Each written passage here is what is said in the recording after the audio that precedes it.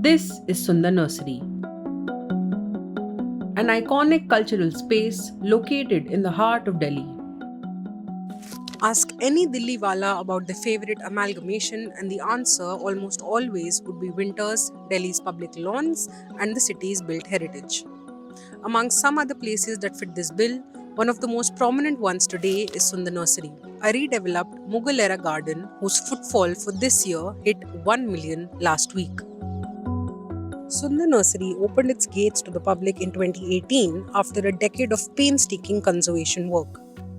4 years into its functioning, the place has evolved into a prominent landmark for those wishing for a few hours of untethered, uncontrolled being in a city that is always moving. We all live in a concrete jungle, and it's very seldom you come across a serene place like this. So definitely it's your go-to place when you want some calm and you want to be connected with the nature, or you want to feel a lot of openness. I mean, because if you step out of your house, the only thing you see is the cars, the traffic, and the concrete buildings everywhere. So coming here is definitely a soothing, comforting event. So I think that we need more of these places, if there are any left, to be rebuilt and recreated the way this is done. We've been coming to Sunder Nursery for almost like more than 4 years now, 4 5 years. So we have two small kids, because of which we come to Sunder Nursery very often now. We used to come less. And yes, Sunder Nursery jaisa we should have at least 10 to 15 spots across Delhi. Yes. Less buildings, more open green spaces, so that people can enjoy the Delhi weather, the greenery, they can get out, little less bit of social media and telephone, your TVs and everything.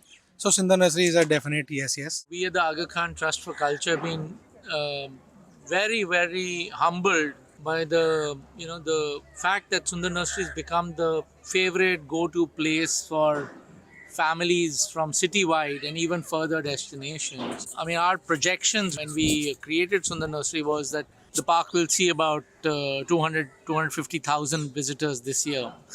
So to have 4 times that, and to have 20-25% growth year on year for visitors, and yet retain the experience of tranquility. In many ways, the overall objective that Sunder Nursery becomes the cultural and environmental hub of Delhi is today seeing fruit. Built by the Mughals in the 16th century as Azim Bagh and later used by the British to grow exotic plants, Sunder Nursery lay dilapidated for many years. The redevelopment project, headed by the Aga Khan Trust for Culture, began in 2008. Over a decade, the team worked towards blending its heritage, ecological assets, and cultural landscape, and finally inaugurated this 90-acre complex for the public in February 2018. When New Delhi was being imagined and they had planned these broad avenues, this is after 1912 when the capital is shifted, and then it was decided to have them lined with large trees that would protect the pedestrians from the harsh sun, and also give it a greener look and more welcoming. So the large number of trees that had to be planted, they wanted saplings to grow somewhere. So this site, which was an abandoned kind of a site, was chosen to build the government nursery. I would say I remember it as just a park that we used to come. It wasn't like there was no ticket, absolutely no ticket. And it's just a park that we used to come like, once in a blue moon, picnic type. If you're coming to Nizamuddin, you have to go to the train station and maybe somebody has to be picked up. That's when we used to come here. But now it's become like a winter mandatory checklist. Sunder Nursery adds a bit of intrigue to the city of Delhi. It's a fairly, recent addition to the landscape of Delhi. This was not accessible for people. I mean, I remember coming here 7 to 8 years back with my mother. So she used to come here and we would get plants and leave. And we didn't realize we had such a treasure sitting behind. There was no question of access because we didn't know this existed. Despite being a history geek all my life, I couldn't locate a place as big as this in my own neighborhood. The Sunder Nursery master plan was designed in such a manner that a lot of the Aga Khan development network objectives are met. So within the larger space, there are 300 varieties of tree species. There are 20 monuments, 6 of which are World Heritage Sites. There are spaces for cultural performances. There are spaces for bazaars. There are spaces for family groups. There's interest in birds, bees, butterflies. So ecology, living nursery, active nursery, heritage all go hand in hand. As it came up, you suddenly realized that a place that was under unimaginative control of the CPWD can suddenly be turned into this extremely inviting space. And the fact that it is dotted with these historical structures adds to its own charm.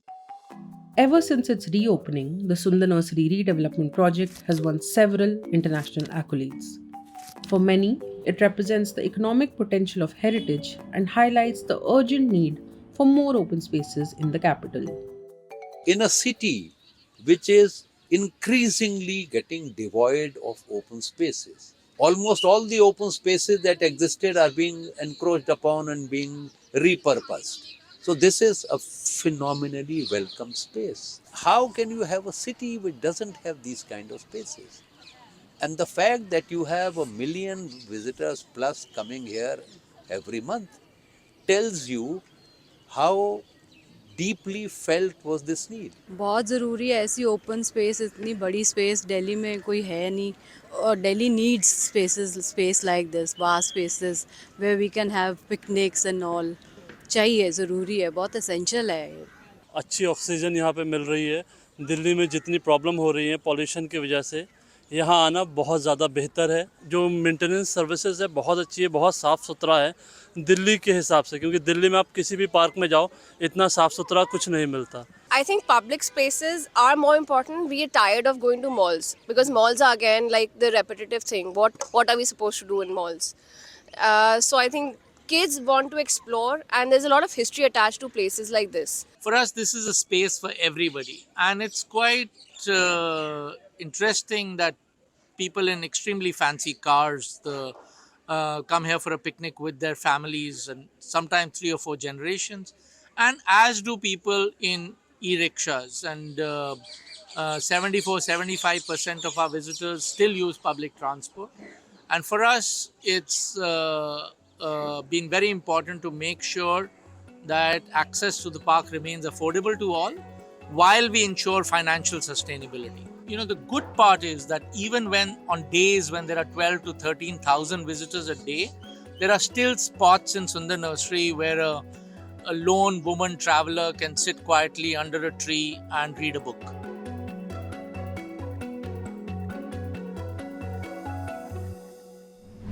Journalism at News Laundry is powered by the public, because when the public pays, the public is served.